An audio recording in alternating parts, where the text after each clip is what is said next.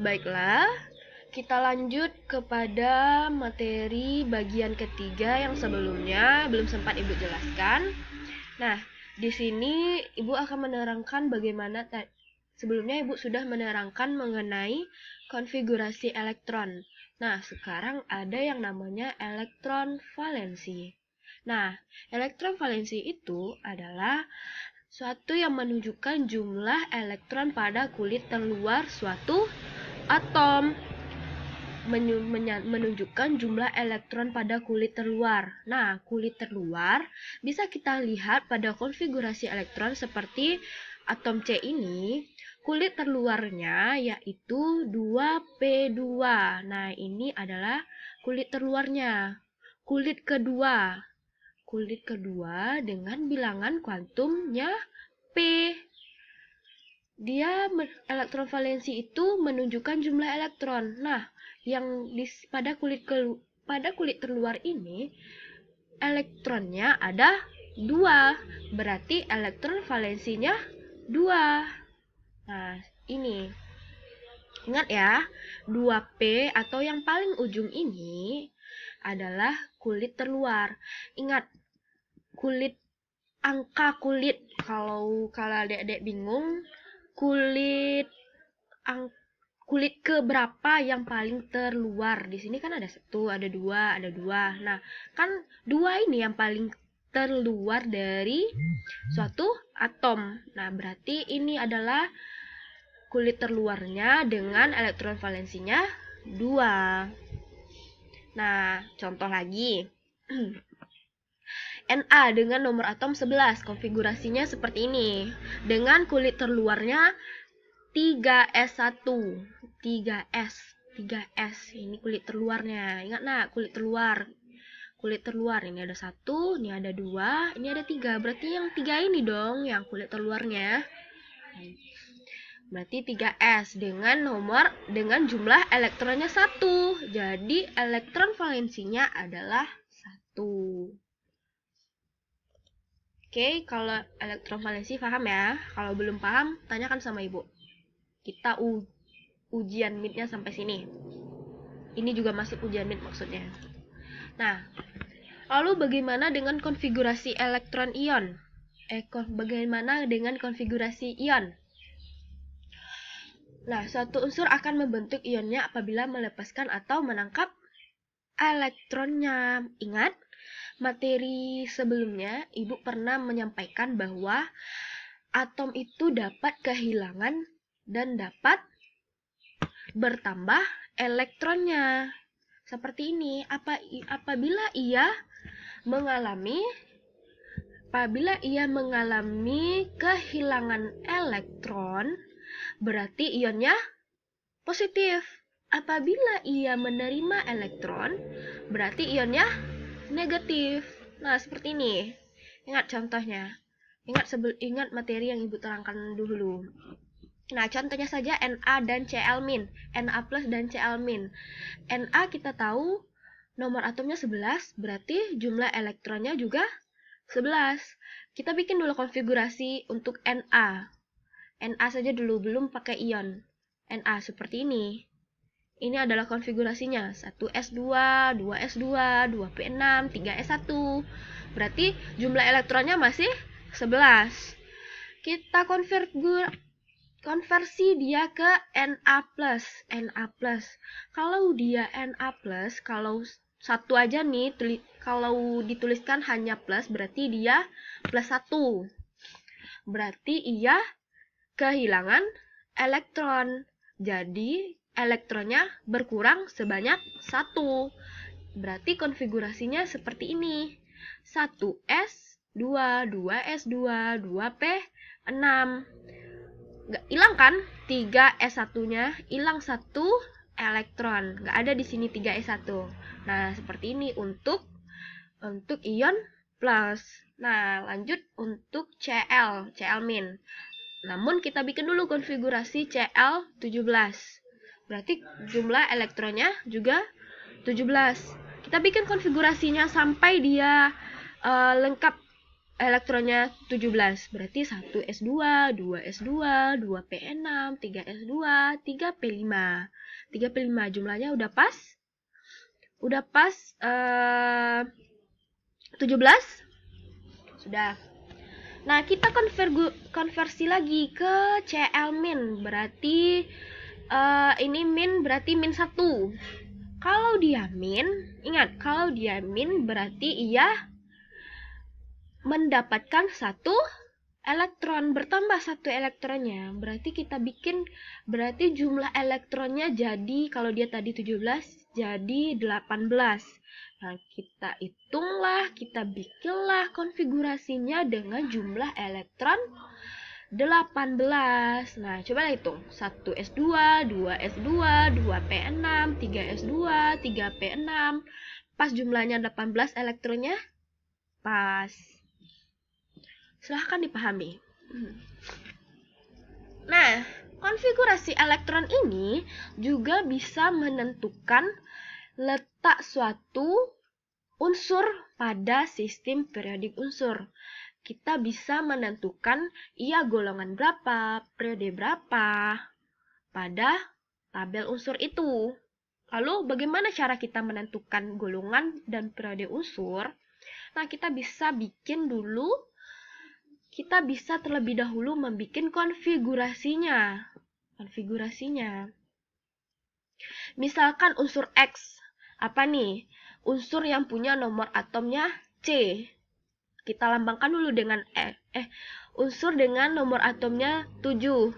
Ini ada unsurnya, bukan X unsurnya, tapi adalah ini adalah untuk simbol saja, tapi nomor atomnya 7.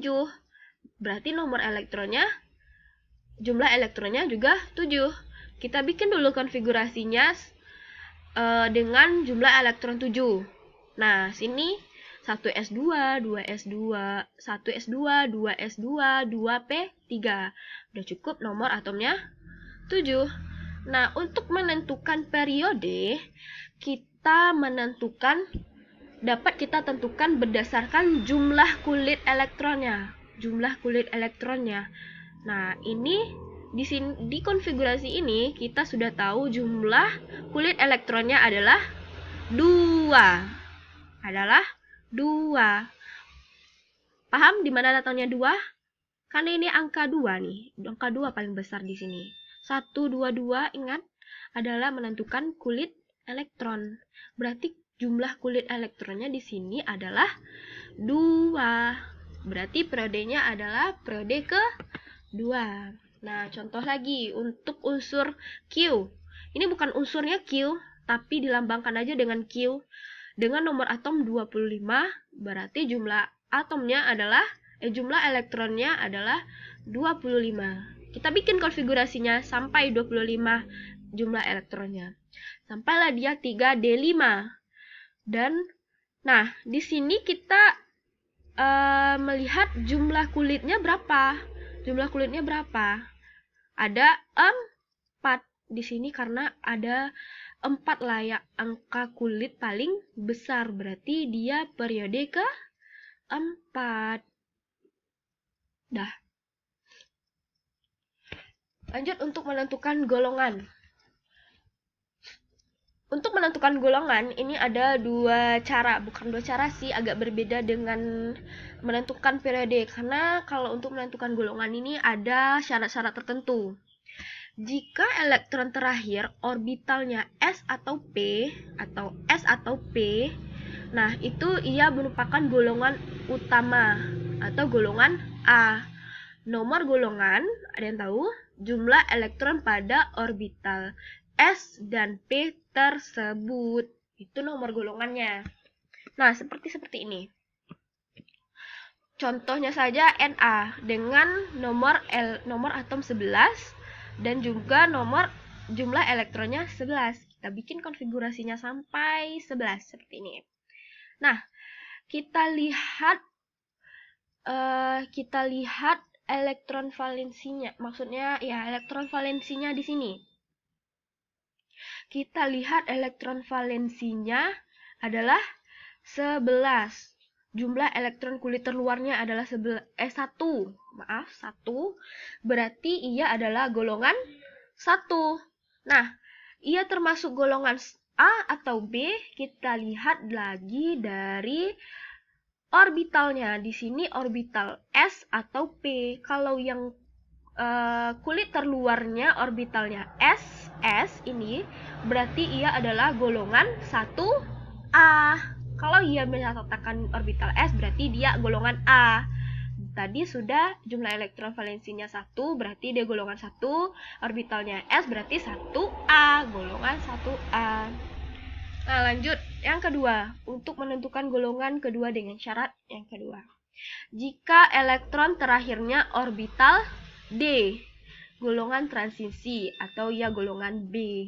Nomor golongan adalah jumlah elektron pada orbital N dikurang 1D N-nya. Nah, seperti ini saja.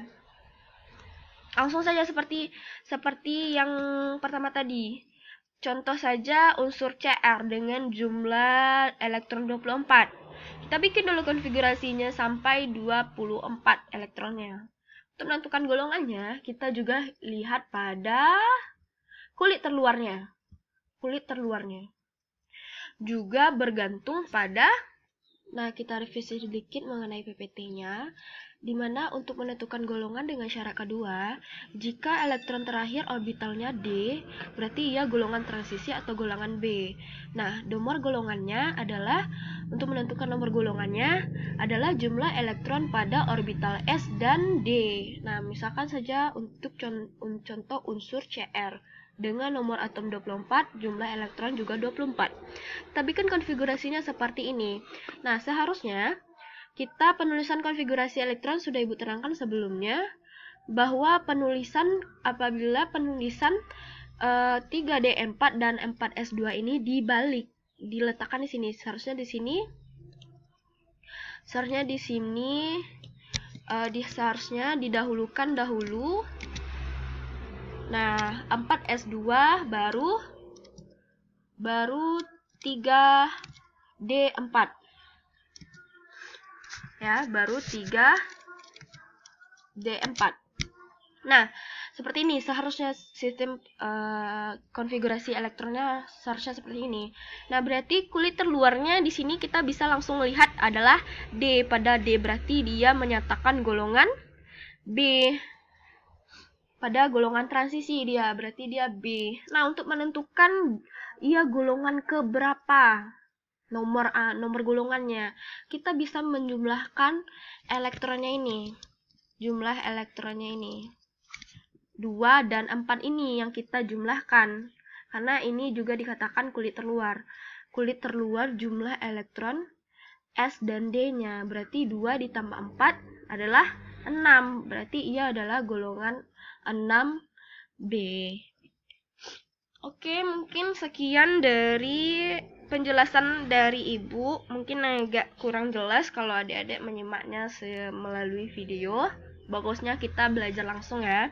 Namun meskipun seperti itu, Ibu harap adik-adik bisa menyimak penjelasan Ibu dengan seksama, mendengarkan dan melihat, dan juga mencari tahu di mana letak yang tidak pahamnya. Misalkan adik nggak paham ini, bisa tanyakan ke Ibu melalui WA grup kita. Ibu berharap adik-adik banyak bertanya mengenai video yang telah Ibu bikin ini. Jadi kita bisa sama-sama belajar lagi mengenai materi ini. Karena minggu depan kita sudah harus meet. Oke, mungkin sekian dari Ibu. Kalau Ibu ada salah-salah kata, Ibu mohon maaf. Ibu tutup dengan Assalamualaikum warahmatullahi wabarakatuh.